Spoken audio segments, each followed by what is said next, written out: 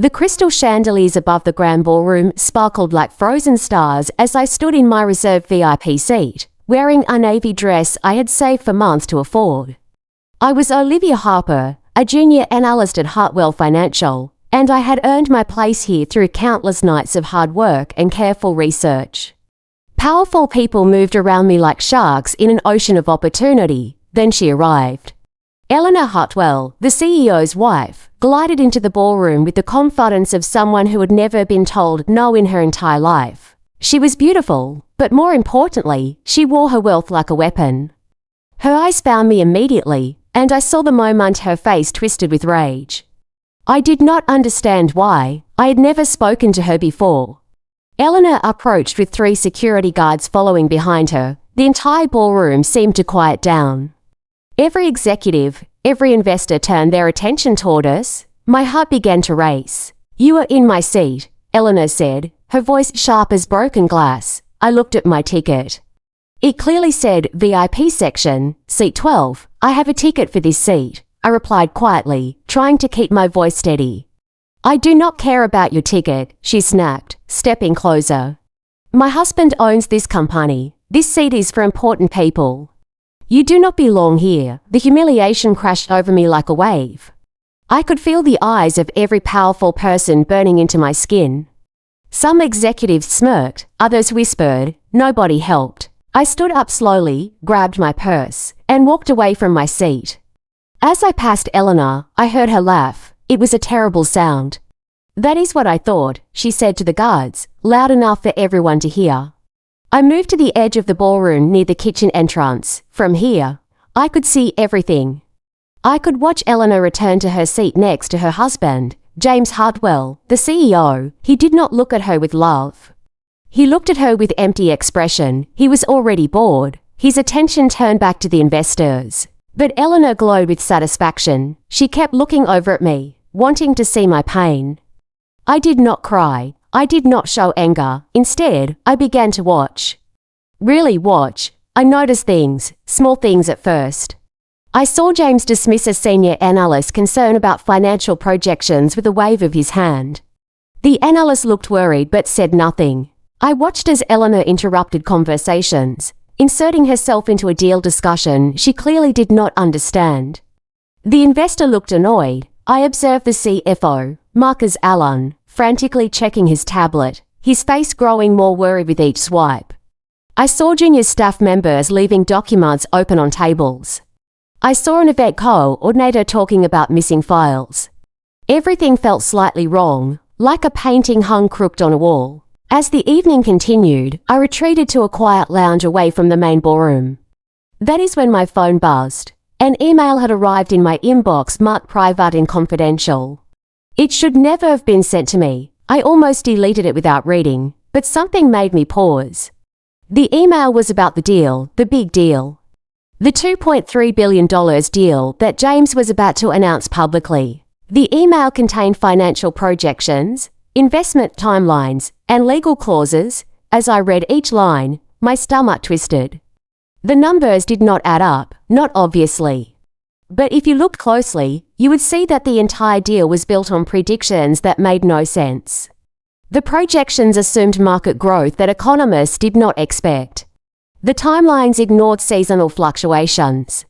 And most importantly, there was a legal clause buried in the contract, a small detail that could completely cancel the entire agreement if investment targets were not met in the first year. I sat in that lounge for a long time, reading the email again and again. I realized something. The CEO's team had not checked their own work carefully. They had been so busy feeling important, so focused on the size of the deal, that they had missed critical errors. I thought about Eleanor's face as she humiliated me in front of everyone. I thought about how she had left, and then I made a decision that would change everything. I would not cry, I would not complain, I would not tell anyone what happened. Instead, I would watch, I would wait, and I would use what I knew to expose the truth. The next morning, I returned to my job at Hartwell Financial. Nobody mentioned the incident at the gala. That made it worse somehow. To them, it had been entertainment. To me, it had been betrayal, but I was patient. I began documenting everything. I noted the errors in the financial projections. I recorded times when key staff members discussed the deal carelessly in hallways where I could hear them. I photographed documents that were left unattended on desks. Every piece of information I gathered was completely legal. I was simply paying attention to things that should have been protected. I was not stealing, I was not breaking rules. I was just being incredibly careful and aware. Days turned into weeks. I began to understand how the deal actually worked. I saw that Eleanor had pressured James to rush the timeline. I discovered emails where she insisted on including her personal friends as investors, despite their lack of financial experience. I found messages where the CEO had ignored warnings from his own legal team about the dangerous clauses in the contract. Every piece of evidence showed the same thing: arrogance. The CEO and his wife were so convinced they were smarter than everyone else that they had stopped listening to warnings. They had stopped checking details. They had become careless. Then I made my first subtle move. I was asked to help prepare materials for a presentation. During this work, I made a small adjustment to one of the spreadsheets. The change was tiny. A single formula was modified, just barely enough to create a small error in the financial projections. It was not enough to be obvious. It was just enough to plant the smallest seed of doubt in someone's mind. When I submitted the materials, I said nothing. I simply watched. During the next team meeting, a senior partner named Victor Morse pointed out a discrepancy in the spreadsheet. It was small, barely noticeable, but it was there. The CEO immediately became defensive. "It is probably a software error," he said, dismissing the concern with obvious irritation. But I could see the doubt beginning to grow in Victor's eyes. That was all I needed. I was not trying to destroy the deal immediately. I was creating cracks, small cracks that would widen over time. Over the following weeks, I carefully influenced small changes throughout the deal. I suggested to a junior analyst that a legal clause should be double-checked. I accidentally left a memo on a break room table highlighting financial inconsistencies nobody had noticed. I made sure key information was delayed, creating small gaps in communication. Each action was completely innocent, each was completely legal. But together, they began to unravel the deal from the inside. The CEO remained confident, Eleanor remained smug. They did not know that someone was watching them. They did not know that their arrogance was being carefully documented and catalogued. I became invisible in my job. I took on small tasks nobody wanted. I worked late into the evenings while others left early. I slowly built a reputation as a quiet, reliable worker who paid attention to details. This was my disguise. While everyone else assumed I was insignificant, I was actually gathering every piece of evidence I would need. Then something unexpected happened. A rival investment firm called to ask about the deal. They had heard rumors that something was wrong. The CEO began to wonder if people outside the company had started to doubt him. He did not know where the doubts were coming from. He just knew they existed. That doubt made him defensive. That defensiveness made him make mistakes. That is when everything began to accelerate. The CFO, Marcus Allen, started asking harder questions. He wanted to verify the financial projections again. He wanted independent confirmation of the investment timelines. The CEO resisted, claiming it was unnecessary, but Marcus was persistent. He was good at his job, and good financial people can sense when something is not right. I did not need to do anything now. The deal's own flaws were beginning to expose themselves. In a meeting 3 weeks before the deal was supposed to be finalized, an auditor pointed out something I had been waiting for someone to notice. A critical legal clause that could invalidate the entire contract if certain conditions were not met in the first year had been overlooked. How had nobody caught this? The answer was simple. Nobody had looked closely enough. They had all been too confident. They had all been too busy. And Eleanor had been too focused on humiliating a junior analyst to pay attention to details that mattered. The CEO's face went pale during that meeting. I watched from my seat in the back, taking notes. I saw the exact moment when he realized he had made a terrible mistake. Eleanor sat next to him, and for the first time, I saw her smile fade. She looked at James with sudden concern. They were no longer united. They were to people who had just realized their arrogance had cost them billions of dollars. The following days were chaos. Internal meetings were called constantly. Engineers were asked to recheck calculations. Lawyers were brought in to review contracts. Investors began calling, asking questions. The timeline slipped. New problems emerged with each investigation. The deal was no longer clean. It had become complicated and risky. Financial institutions started to withdraw their interest. Investment firms that had been excited suddenly became cautious. The CEO, desperate now, began to make worse and worse decisions.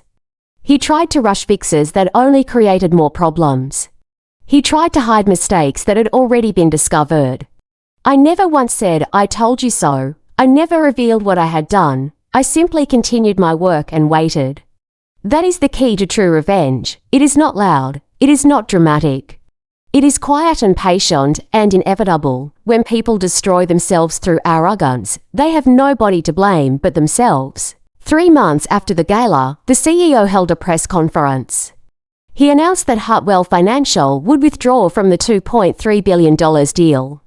The official reason was unforeseen market conditions. The real reason was that it was built on lies and overlooked details.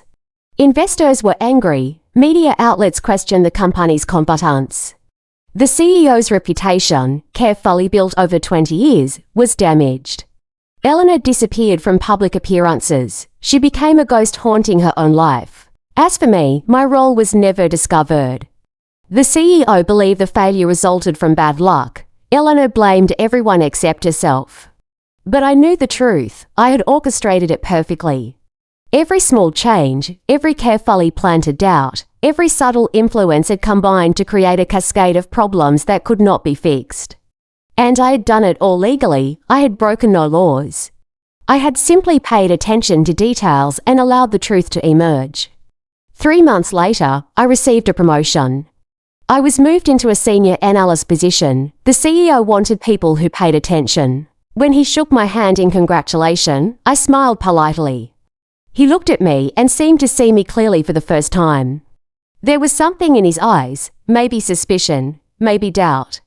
Maybe the beginning of understanding. "You know," he said slowly, "you are not supposed to be at that gala. I remember Eleanor complaining about you being there." I never understood why she was so upset about a junior analyst. My heart stopped. This was the moment, but I had been prepared. "I earned my place," I said simply. "I worked for it. I was qualified to be there." He nodded slowly. "Yes," he said. "I can see that now." I think maybe we both learned something that night. He turned and walked away. He would never know for certain, but I think he suspected. I think on some nights he lay awake and wondered if the quiet analyst had orchestrated his failure. That wondering would be its own punishment. I walked out of Hartwell Financial that evening and looked up at the sky. The sun was setting, painting the clouds orange and pink. I thought about Eleanor's laughter at the gala. I thought about her certainty that she was better than me, and I realized something important. I did not feel angry anymore. I felt complete. The humiliation had been real and painful. But I had transformed that pain into something powerful. I had turned it into evidence, into strategy, into victory. The old version of me was gone. In her place was someone stronger who understood that the best revenge is not about making others suffer. It is about becoming so excellent that the truth cannot help but emerge. The CEO and his wife had destroyed themselves with their own hands. I had simply set the stage. Power is not loud. Power is not dramatic. Power is quiet. Power is patient and deliberate. I had all of that. And nobody could ever take it away from me.